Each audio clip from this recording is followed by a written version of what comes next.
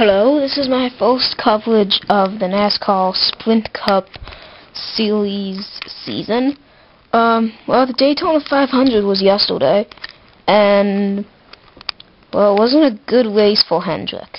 The entire team, only one car actually wasn't involved in anything. That was Dale Jr. He finished, I don't know, somewhere in the top 10. Jimmy Johnson was spun towards the end of the race. Casey Mills was wrecked by Tony Stewart, and Jeff Gordon had a shock problem and was taken out of the race because of that. Ryan Newman won it all after making a last lap pass with Kurt Busch pushing him past Tony Stewart. Tony Stewart spun Casey Mills. Casey Mills came up to block him, and Stewart spun him into the wall, and that ended Mills' race. Casey Mills probably would have finished pretty good if he wouldn't have been spun, but Jimmy Johnson was back there in 20th when he got involved in an incident, and Jeff Gordon was running in somewhere in the top 10 when he went to the garage. And so basically, Hendrick has a lot of work to do in the garage before the California race. Well, the pole sitter was Jimmy Johnson with Michael Waltrip on the outside and starting second. Jeff Gordon started 10th, and well, Michael was doing pretty good for the first couple laps, led some laps, then quickly fell back and never came back up. Kyle Busch led, I believe, the most laps, and that was his first season, not at Hendrick. Junior did pretty good with, he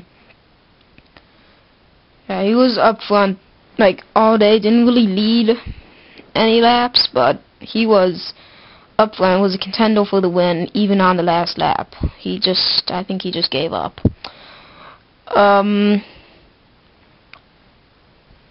we didn't see that many big wrecks. I mean, compared to last year's wreck,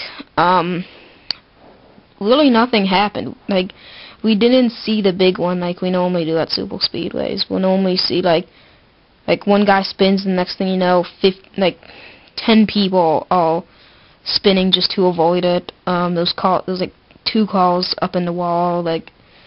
Maybe 3 more guys will get collected by the crash and stuff. It's crazy, but we did not see that time. Well, Clint Boyle is cursed at the 500. Last year he finished upside down, and this year he was spun. But so, when will it be like next year? But it wasn't the most exciting race. The first caution came out around lap 75 to lap 80, something around though. And then it was some really long green flag runs. And towards the end we started seeing more cautions, but there were over 20 lead changes. So there was a lot of battling up front and stuff, but